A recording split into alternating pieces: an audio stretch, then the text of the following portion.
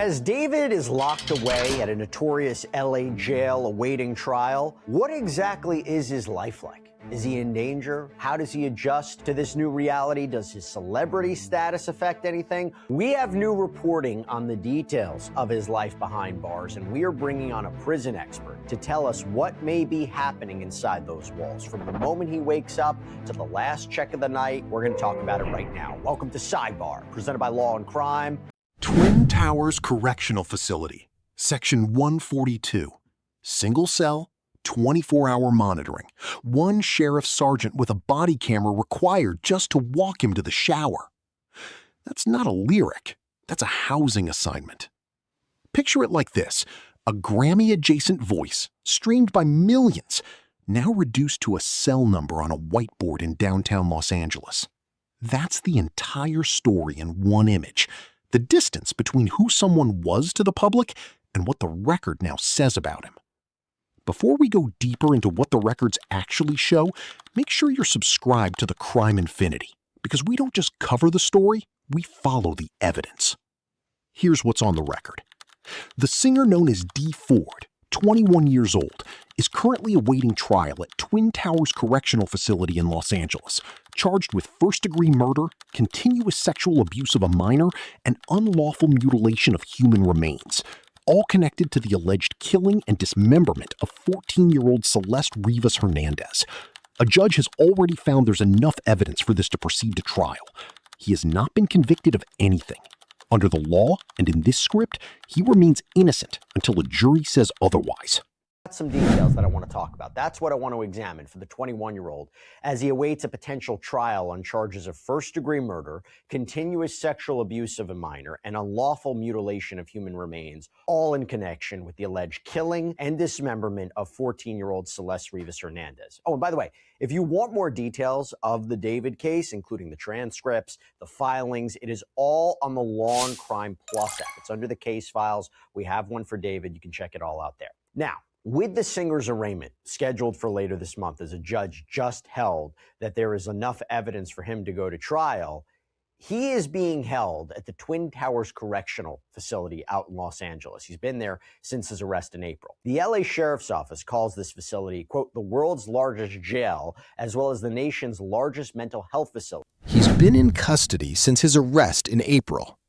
Twin Towers is described by the LA Sheriff's Office as the largest jail in the world and the largest mental health facility in the country. That description alone tells you something about the population he's now living inside of.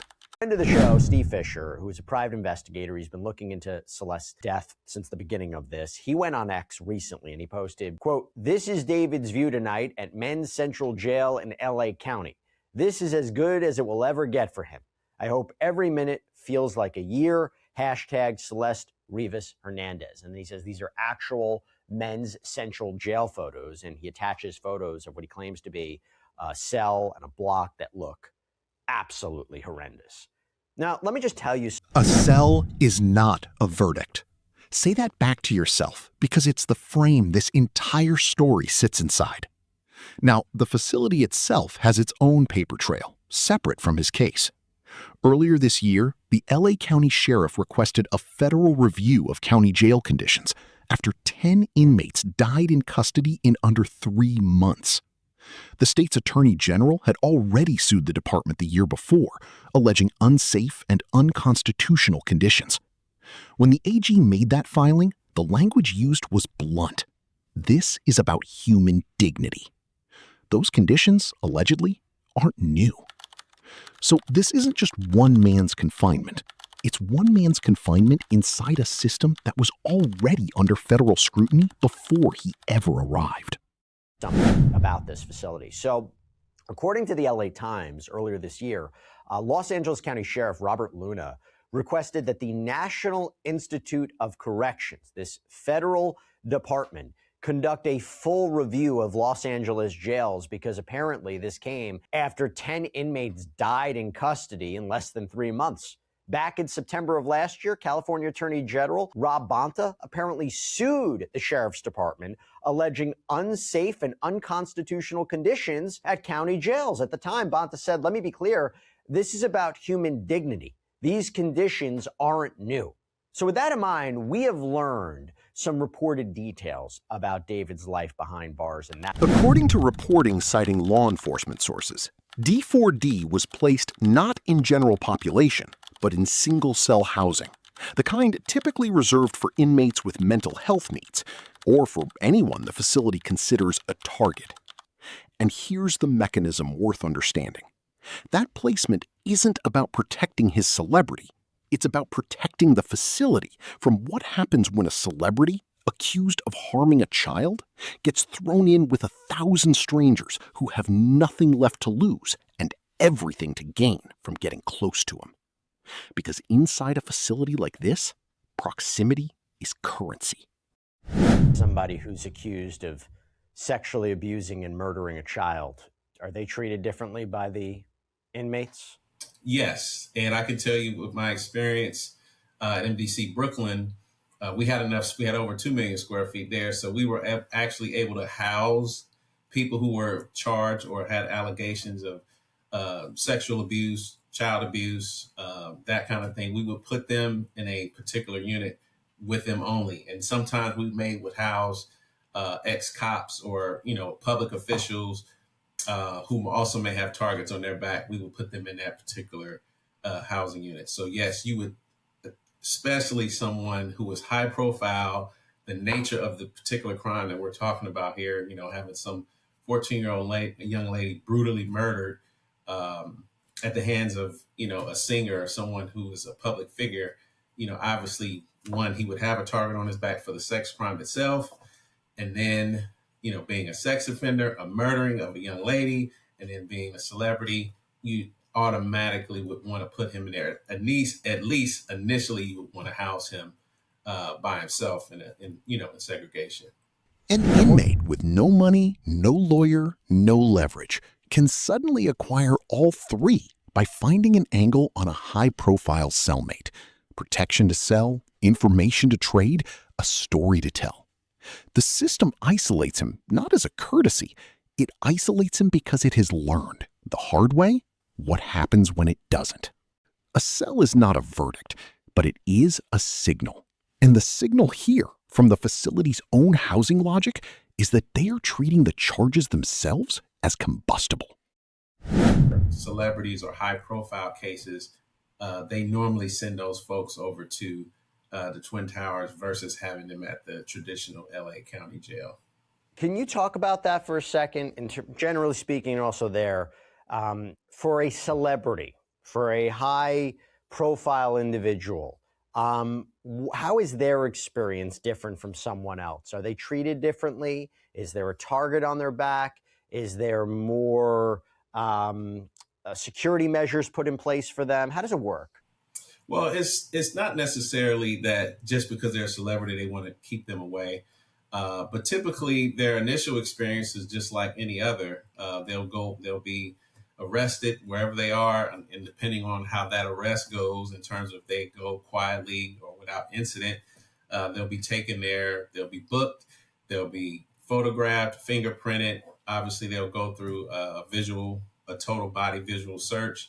And then they'll be placed in, especially if they're a celebrity or someone that may be suicidal or something like that, they're going to place them in, special housing, so to speak. Now, in terms of why they would house him initially in, segregation or special housing instead of putting him in a general population unit initially, and that is because of the celebrity. You don't want a person that necessarily have a target on their back once they get there, because people may try to harm them or extort them initially. Or it could be if they're suicidal, if there's some sort of suicidal ideation. So that will be typically why a celebrity or someone high profile would be placed in segregation initially. Now for the part of the story that functions like a stopwatch running under everything else. Every day he doesn't get a family visit is a day the isolation compounds. So ask yourself the question investigators, defense attorneys, and jail psychologists are all quietly asking in parallel. How long can a 21-year-old with no prior arrests, no disciplinary record, and no in-person visitors hold a fixed, camera-ready composure before something in that routine breaks. Because here's what the record shows about his day. Wake up somewhere around 4 or 5 in the morning on court days, a cold breakfast, transport to booking, a day spent almost entirely inside a courthouse holding cell, then back. On non-court days, breakfast around 6, lunch between 10:30 and 11, dinner around 5. A shower every 3 days, escorted by 2 staff members and a supervisor, what corrections officials call a 3-man hold. Recreation, roughly 5 days a week. Legal materials, a rubberized pen that can't be turned into a weapon, 1 or 2 blankets, a pillow.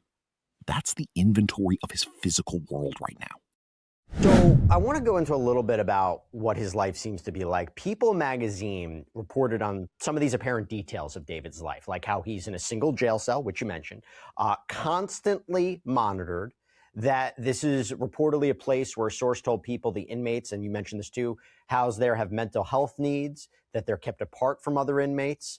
You look at his schedule, so that he's apparently, according to this reporting, housed in Tower 1, Section 142. Again, these single cells separated from others, 24-hour monitoring. He can leave his cell for limited periods of movement, but he has to be monitored, usually by a sheriff's sergeant with a body-worn camera. What is that life like? What is that experience like? Like, what does his day-to-day look like? Well, I mean, when he's not going to court, or let's just say if he's going for a hearing, they'll wake him up about 4 or 5 a.m., get him a cold, continental type breakfast, get him taken down to the booking area to where they're going to transport him over to the courthouse. He'll spend the day there and then he'll come back. But if he's there on the housing unit, they'll wake him up for breakfast. And then if he doesn't have a shower in his cell, every 3 days, they will escort him out for a shower. And again, what we would call that 3-man hold in the federal system. So you'd have 2 staff members there and a supervisor. In this case, would be a sergeant. We would have a lieutenant. And then we would escort this high-profile person out, whether it's high-profile based on their celebrity, their crime, or if they're, may cause physical harm to the staff. And then we would, anytime that person moved, whether it's to talk on the phone, whether it's to go to recreation, whether it's go to court, or whether it was to come out to talk to law enforcement or talk to his attorney or what visitation, they're going to move with someone. And typically, you'll get recreation five days out of the week. He'll get the shower out, 3 days outside of the cell, and depending on, and then the commissary and all that kind of stuff. If he has money on his books, they would bring that to him. But he would spend the vast majority of his time in that single cell, but staff will be, other than them escorting him every 15 to 30 minutes, you're going to have staff making rounds to check on, do a welfare check. You're going to have health services staff coming to see him. You're going to have mental health clinicians. They're going to be coming by to see him on a day-to-day basis. His counselors, case managers, other officials. So he'll be seen and he'll talk to staff most of the time, but most of his time will actually be spent behind that cell. And what does he do in the cell? What can he do in the cell? Well, he can have his toiletries. He can have limited, I'm assuming he's probably given a limited amount of commissary. He'll have access to some of his legal materials. He can have writing utensils, pens, pads, and that thing. But it'll be a pen that, one of these rubber type pens. It won't be anything that he can turn into what we call a shank to harm someone or harm himself.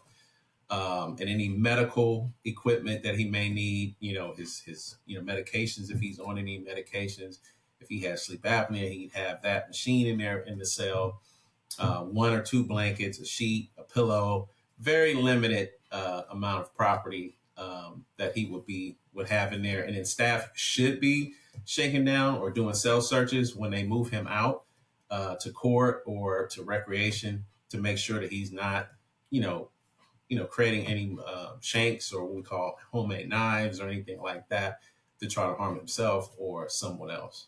Everything that made him identifiable, the platform, the audience, the version of himself he built in public, has been replaced by a checklist of what he's allowed to hold in his hands. According to jail sources cited in reporting, he has no infractions, no write-ups, no incidents, cooperative through the preliminary process. On paper, that reads as calm. But there's a second, less comfortable reading sitting right next to it, because defense attorneys in cases like this routinely instruct their clients on exactly one behavioral rule: give the system nothing. Every unforced move, every reported outburst, every note in a corrections log becomes a data point a prosecutor can raise later, especially at sentencing, if it ever gets that far. A clean disciplinary file isn't necessarily peace. Sometimes it's discipline of a different kind, a legal strategy wearing the appearance of good behavior. I thought this was notable. Apparently, he has no infractions, no issues. You couple that with reports he's been cooperative during the preliminary process. What does that tell you? Well, just doing a little additional background information on him. Apparently, he's sort of been reported as an introvert, someone who would be creative in his sister's closet, I would believe. I hope I'm saying this correctly, where he'd be writing his songs and different things of that nature. So I'm not surprised by hearing that he is very calm, collected, isn't causing any problems or concerns for staff. But I also would like to say, I'm sure his legal team is probably telling him to lean in to being calm, collected, because the last thing you want is reports of being, misbehaving, disrespecting staff, assaulting staff, or anything like that, or making waves. And also find it interesting that I've been hearing that his family is supporting him, but he hasn't had any visits, any in-person visits since he's been incarcerated. So I'm not sure exactly what to read into that. But no visitors. That's what's being reported. Right. And over time, to have that human connection, especially for the people who love you, even though these allegations are out there, I know that's going to be something that's very important as he goes through this process. So I think time will tell, especially if he does not if he continues to not get any family visits and have any connections with those who love him and those who he loved the most. Eventually, I believe that will take a toll on his behavior. But I'm sure, like I said, I'm sure his legal team are probably telling him, look, you need to stay cool, you need to stay calm and follow the rules, because while we're going through this process, the last thing you want, you're already facing serious charges. The last thing you need is for this information to be brought into the courtroom, especially if he is found guilty or if he takes a plea deal, because obviously he'll be sentenced at some point if these allegations are found to be true. And that's the irony sitting underneath this entire case. The version of him the public is now shown, quiet, compliant, no trouble to anyone, maybe the most managed performance of his career, running not for an audience of millions, but for an audience of one eventual jury. A cell is not a verdict, but a record, even a clean one, is never neutral. There's one more detail in the public reporting that deserves its own weight, and it's this. By all accounts, his family has expressed support. And by all accounts, he has not had a single in-person visit since his arrest. Whatever the reason, legal advice, logistics, something more complicated. The arithmetic of isolation doesn't care about the reason. Human connection is one of the only variables that predicts how someone holds up through a pretrial period that could run for months, sometimes years. Take it away, and the calm on the disciplinary sheet becomes harder and harder to explain by good behavior alone. How does someone mental adjust to this new reality? He's a celebrity, he's young too. And all of a sudden, he's arrested, he's taken to this facility. Everything that he's known has changed, his whole lifestyle changed. He's in a different environment. Typically speaking, how do people mentally, physically adjust to this new reality and environment? Well, it depends on the circumstances of the individual, just understanding who he is. I mean, from all reports, he's never been arrested before. He comes from a two-parent home. He grew up singing in church, and then he became, creative in his music. But in terms of being locked up in solitary confinement or special housing immediately, I'm sure, and I know the case, there were allegations well before they were arresting him. So he probably had a little bit of time to think about, okay, what is this going to be like? if I am arrested for these allegations. So I'm almost certain that the medical and the mental clinical staff are spending a lot of time with him to make sure if he is having a difficult time adjusting to being in solitary confinement. And then the charges that he's facing as well are very heavy. So I would think that, any signs of, suicidal ideation or self-harm or harming others will be taken very seriously, because it don't take very long to be behind a cell, for one, even if the door opens every hour or every other hour during the day. I'm sure it's taken a very strong mental toll on him after the last several months that he's been incarcerated. Meanwhile, on the other side of this case, there is a 14-year-old girl. Celeste Rivas Hernandez does not get a cell, a commissary account, or a schedule of court appearances that break up the monotony of her days. She has a case number, a family, and a story the justice system now has the burden of finishing honestly, regardless of who's sitting in Section 142. Any account of this case that spends more energy on the accused's breakfast menu than on that basic fact has lost the plot. We're not going to do that here. We're naming it once, clearly, and moving forward with that understanding intact.